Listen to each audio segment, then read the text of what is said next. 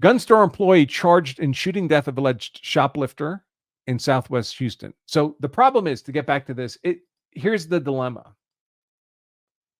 Where did I put my...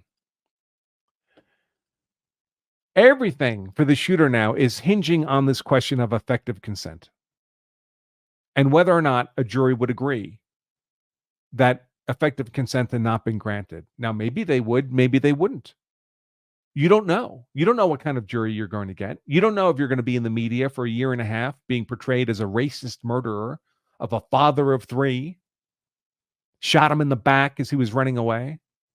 That's certainly how the family lawyer portrayed the shooting in the first article we read about the event. The jury's going to see the cell phone video footage of Evans bleeding out on the street. Over what? Over some cash? Now, listen, I know plenty of you believe the question is not whether you value your property more than you value human life. The question is, did the thief value his life more than he valued your property? Because he was willing to die for it. That was the risk he knew he was incurring. But nevertheless, a jury might not agree. And now you've killed someone. And either it was a justified use of deadly force in defense of property, or it was murder. And you don't get to decide. It's not up to you or whoever the defender is. It's up to the jury. And if I have to put you in front of a jury, at best, there's at least a 10% chance of getting convicted. Under the best scenario. That's just the noise in the system. And if the case is politically or racially energized, as this one certainly would be, it's probably a 50% chance of getting convicted. And it's not like it's black or white in terms of the law here. It all hinges on that question of, did he have effective consent? So here's this other news article here. Gun store employee charged. An employee accused of shooting a man in the back. Well, he not just accused of doing that. He would be consenting to doing that and saying, yeah, I shot him in the back twice. And I was justified. It was lawful defense of property would be the shooter's argument. An employee accused of shooting a man in the back while he ran out of a Southwest Houston gun store in June 2022 has been charged with murder. Life in prison without possibility of early release if you're convicted. Mark Winger is accused of shooting and killing Terry Evans, who was seen on surveillance video with his hand in the cash register at Carter's Country Store. In video obtained, this is all, there's no real news here. So I just wanted to share this article to show that, when is this? In October 2023, last year. So more than a year after the shooting was June 2022.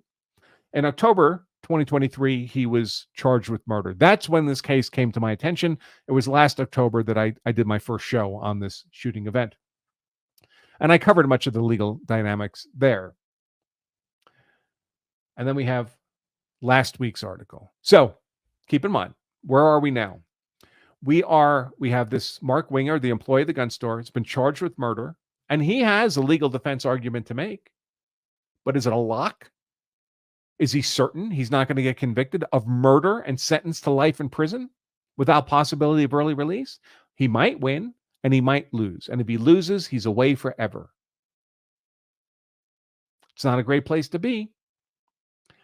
This is the outcome they have from last week.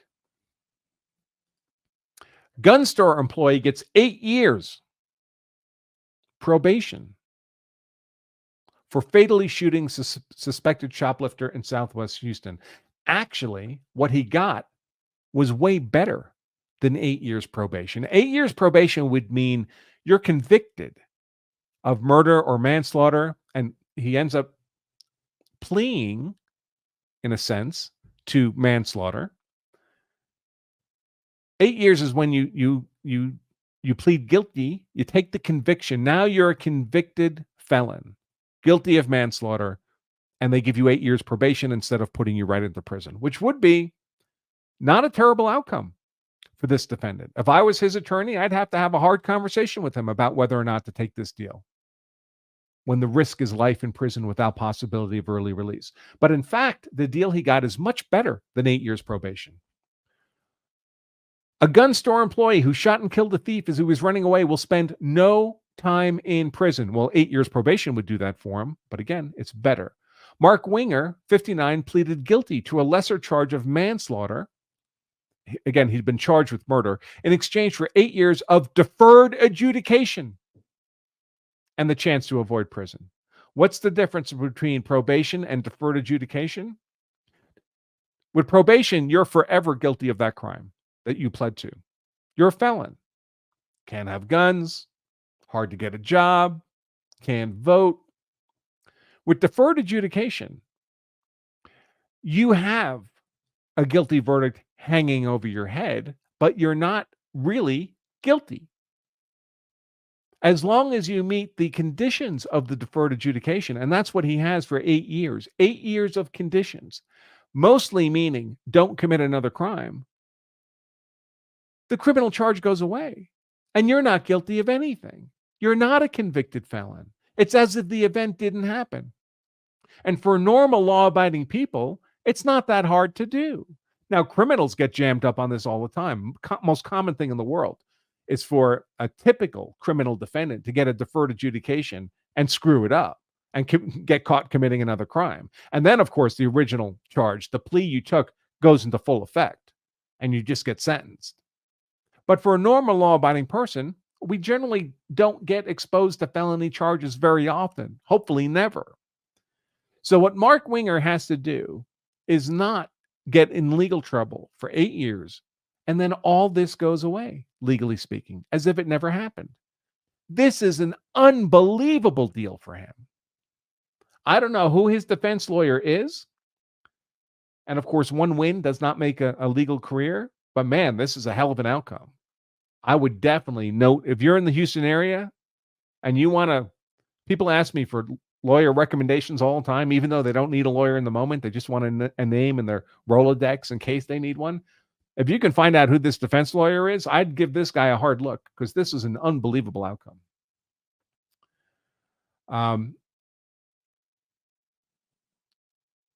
Oh, here he is, defense attorney. Oh, I don't know if this is his attorney. Oh, no, he's not connected to the case, so it's not him. Oh, here he is, Winger's attorney, Zach Fertitta.